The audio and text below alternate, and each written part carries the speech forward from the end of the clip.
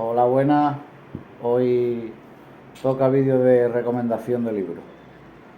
En esta ocasión quería hablar de un libro que, aunque han pasado muchos años desde que me lo leí varias veces. Para mí los libros que verdaderamente te llegan no sirve con leerlo una única vez, sino si lo lees y te gusta mucho, el año posterior releerlo, porque te das cuenta de detalles que no viste o que cosas que no te diste cuenta, cosas que recuerdas mejor, en fin. Creo que los libros, en mi opinión, hay que releerlos. Lo que pasa es que sí es verdad que cuando yo digo esto, normalmente son libros de más académicos, históricos, políticos, pero no las novelas. Las novelas normalmente te las lees una vez, ¿no? Es como una película y ya está. Claro, ya te conoces la historia, repetirla de nuevo no es algo así intelectual, sino que es puramente narrativo, como que lo deja un poco de lado, ¿no? Pero bueno, yo por ejemplo, que es del que voy a hablar, sí lo leí dos veces, incluso tres, creo. No lo tengo ahora mismo físicamente, porque mi biblioteca personal está bastante dispersa, pero, pero es un pedazo de libro.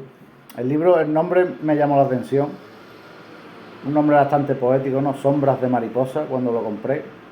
Y me llamó y me impactó porque, como se ve en la imagen, ¿no? En la portada, es un guerrero nórdico, godo, y en el casco tiene una pequeña mariposa aquí. Me llamó la atención. Claro, yo ya estaba indagando y profundizando en este tema de los pueblos germánicos, de la historia antigua de España. Y como me gusta escribir novelas y relatos y me gusta leer novelas y relatos, no solo libros académicos, yo quería aprender un poco de la España goda, no con libros solamente de historia, sino con alguna novela, relato, algo más humano, no más cercano, más personal. Me encontré con este libro y me encantó en todos los aspectos, tanto a nivel histórico, que es muy acertado, aunque es una novela, también mete cosas así que se inventa, pero es muy histórico, muy fiel a la historia auténtica. Aparece una serie de mapas, por lo menos en el libro, en la edición que yo compré, que te explica la situación del reino godo, de Toledo, las partes que pertenecían al imperio bizantino, la zona, ¿no?, de los vascones, los astures que se querían independizar, los suevos, en fin. Es muy histórico, pero claro, yo quería hablar de la parte más reflexiva, ¿no?, lo que a mí me transmitió el libro. Es un libro que te muestra de una forma muy fiel y sin ningún tipo de propaganda exagerada, ni para lo bueno ni para lo malo, los valores germánicos, lo que era la vida en la Hispania goda, pero bueno, sus valores, su estilo de vida, cómo eran y cómo pensaban estos pueblos, y lo que hemos heredado hasta ahora y lo que no hemos heredado. El libro, el protagonista, ¿no?, es Wilya Manoseca. Es un huérfano del rey Liuba que es godo, de sangre, de padre godo y de madre hispano-romana. Por lo tanto, para ese momento es un mestizo. Y él es un huérfano y lo acoge el rey Leovigildo en su corte y lo cría. El niño desde pequeño tiene varios componentes que lo convierten en alguien marginado. Primero, que es un mestizo, y en esa época, estando el rey Leovigildo, estaba la ley de separación entre los godos y los hispanos romanos, no se podían mezclar. Un mismo reino, diferentes castas, era una sociedad de castas, al estilo, en Europa, pero era una sociedad de castas. Y la diferencia religiosa, los godos son arrianos, los hispanos son católicos, trinitarios en ese momento, le decían. ¿Qué pasa? Wilya tiene ese componente, es mestizo, y le llaman mano seca porque nace con una deformidad, una de las manos se le queda como pequeña y agarrotada. Esto le ha pasado a varias personas. A día de hoy es una cosa que se comprende y no te genera muchos problemas, incluso ni para trabajar, porque trabajas de muchas cosas con eso. Pero claro, en ese momento una de las cosas que te refleja bien, y a mí me gusta mucho esa idea, es que estos pueblos germánicos, los godos, eran un pueblo tan vitalista que le daba tanta importancia a los aspectos vitales que para sus primos, sus amigos de pequeños, que Will ya tenga la mano así es un reflejo de sus imperfecciones. Los rechazan por eso. Ellos son tan vitalistas, le dan tanta importancia a lo biológico, que alguien tenga un defecto físico, algo malo tienes dentro. Claro, ¿qué pasa? Esto se contrasta con esta época en la que ya el cristianismo se ha establecido, no de forma completa, porque se refleja bien en el libro. Hay pueblos que todavía realizan prácticas paganas, ¿no? Los vascones, los astures, incluso algunas zonas del centro, y el conflicto religioso entre los católicos y los arrianos. Claro, los godos son cristianos porque les han dicho que son cristianos, pero la mayoría de ellos quieren ser guerreros, quieren ser reyes, no siguen la doctrina cristiana con interés. Para ellos el arrianismo es simplemente una forma de separarse ideológicamente de los hispanos. Claro, los monjes cristianos de uno y otro bando, porque al final son diferentes sectas pero la misma religión, les quieren enseñar que Will ya tiene ese defecto, pero no hay que despreciarlo porque la caridad cristiana, la compasión, pero muchos de ellos, no, si está nacido así es por algo. Y muchos incluso porque es un mestizo, pues su madre es hispana, ¿no? Claro, esto choca, es que es un conflicto de confusiones ideológicas absolutas y de incoherencia, pero claro, la época medieval es su vida, ¿no? Es muy, muy emotivo porque te demuestra que Will ya no.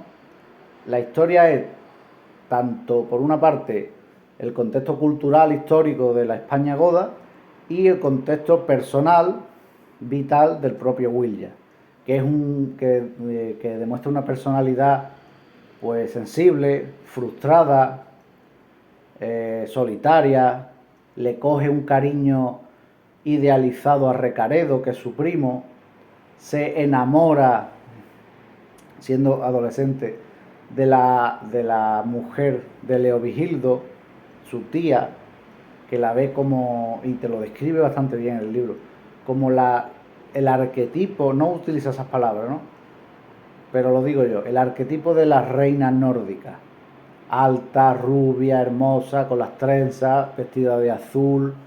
Claro, esa imagen de los bárbaros tal, se te quita de la cabeza. Eran princesas, eran reyes, con todo lo que implica verdaderamente esos nombres, ¿no? Y Will ya, claro, vive un poco apartado, pero demuestra una voluntad de poder infinita cuando él decide querer ser un guerrero, un guardia del rey. Claro, la mayoría se ríen de esto, no puede, tiene esa mano. Le incitan a que se meta a monje cristiano, dice que ni de broma. Y Will ya al final vive su vida con muchas dificultades, pero con una voluntad de poder inmensa. El libro toca mucho el tema de las caminatas del propio Will ya por el bosque en soledad. Y eso te hace retraerte inevitablemente al Zaratustra de Nietzsche. Porque esas caminatas, esa forma de meditación europea que es el senderismo, y el senderismo en soledad, es una conexión espiritual. Él no va a la iglesia, él no, desde pequeño, claro, le dicen que son cristianos, que es cristiano, que su cultura es cristiana, que el salvador de la humanidad, que tal, pero hay algo en él que busca algo más y nunca se termina de identificar completamente con los curas, arriano, católico, lo que tú quieras. Y esto hablo demasiado a lo mejor del libro, pero es que no voy a tocar todos los detalles, pero conoce, siendo muy joven, al herrero de Toledo. Él vive en Toletum, ¿no? En Toledo, y conoce al herrero. Los herreros en esa época, no, desde siempre realmente, han tenido una connotación de brujos, de magos, porque claro, los misterios del hierro, los misterios de cómo se fabrica el metal, tienen ese toque esotérico. Y claro, el herrero era alguien extraño para los demás, era godo, pero Will ya lo conoce. Y en su conocimiento, el herrero le descubre, esto me impactó muchísimo y se me pusieron los vellos de punta, empieza a hablar con él de religión y le dice a Will ya, nosotros hasta hace poco no éramos cristianos. Claro, Will, ¿cómo que no éramos cristianos? Solo se puede ser cristiano, no existe otra cosa, ¿no? Porque él le pregunta, ¿qué piensa de los arrianos, de los trinitarios? Y él le dice, pienso que nosotros éramos otra cosa. Y le empieza a hablar en la versión goda de las leyendas nórdicas. El dios Tyr, que mete su mano en la boca del lobo Fenrir para salvar a los demás. Claro, el otro se identifica, se despiertan fuerzas internas espirituales en él, que se sorprende, le habla de Woden, que es la versión goda de Wotan, de que él pierde un ojo por alcanzar la sabiduría, que se cuelga del árbol durante 9 noches para alcanzarse a sí mismo, le habla de las runas. Claro, a todo esto Will para él son unas noches, porque va a visitarlo por las noches, es como un despertar de conciencia, una confusión, pero esto es brujería, esto es apostasía, esto es lo otro, pero se enamora de esas leyendas y le ayudan a motivarse a conseguir ser un guerrero. Si lo consigue o no, lo siento, pero tenéis que leer el libro. Y te refleja, eso es en su aspecto personal, y te refleja por otra parte la Hispania goda, que con Leovigildo es la esencia más, la época más germánica de España, corta pero muy germánica. Hay una sociedad de castas, pero Leovigildo quiere la unidad geográfica y política de Hispania. Lucha contra los separatistas suevos, vascos, y contra los imperiales, los llama así, que están como en la zona de Cartagena, ¿no? Que son los bizantinos. Y él busca la unificación territorial, política, la colaboración con los hispanos, no es una forma de esclavitud ni nada de eso, pero la separación de esos dos linajes, y defiende el arrianismo como una forma de separación. Claro, esa es la Hispania más germánica, que duró poco, pero al final dejó su componente espiritual en otras ideologías y en otros movimientos que pasaron cientos de años después, ¿no? Y luego llega, Leovigildo muere, ¿no? Y hereda el reino Recaredo.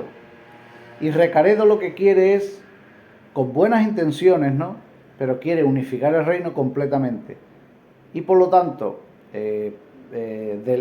prohíbe la ley que separaba los dos linajes, hispano y godo, por lo tanto permite los matrimonios mixtos y la unificación católica, todo el mundo que se convierta a la fe católica. Claro, esto, muchos condes godos se rebelan, comienzan conflictos civiles, él lo hace con buena intención, pero claro, su idea de la unidad total contrasta con la esencia germánica. Y en mi opinión, ¿no?, la reflexión que yo hago es que esa idea bien intencionada, pero errónea, corta de miras, que les da preferencia a temas religiosos y estructurales antes que a los biológicos, es lo que al final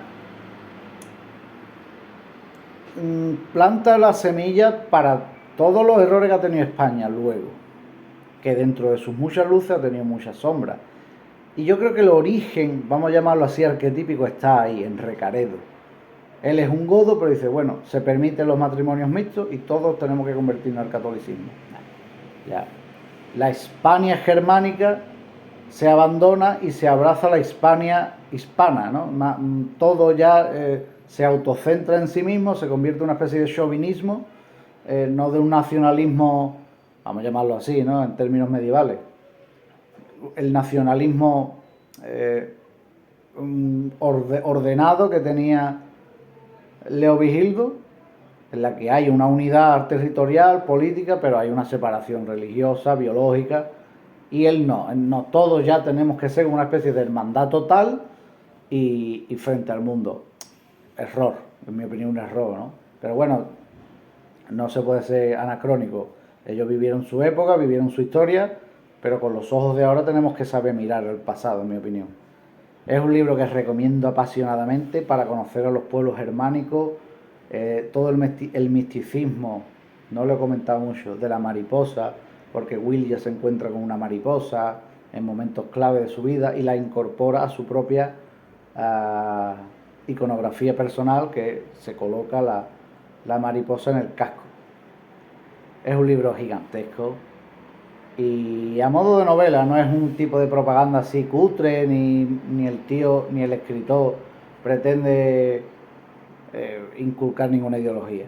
Así que yo lo recomiendo mucho para que entendamos tanto a estos pueblos como la idea de la voluntad de poder de Nietzsche, que se refleja en Wilja, como también la idea de que yo quiero transmitir, que una cosa es la unidad política territorial de una nación y todo lo que tú quieras, y otra cosa es que por esa unidad se deje de lado cuestiones que son importantes, que son biológicas, que son espirituales, que la unidad de un país no significa que seamos todos como una especie de zombies, que tenemos que ir vestidos iguales y todos tenemos que ser lo mismo, no es así. Pero bueno, recomiendo mucho este libro. Este ha sido el vídeo de hoy. Si alguien la ha leído, si alguien conoce de este libro, tiene su propia visión de las cosas, me gustaría saberla, que me la deje en comentarios y me hable de ello y tal. Y bueno, esto ha sido Cuadernos Grises, espero que les haya gustado. Nos veremos en próximos vídeos y chao.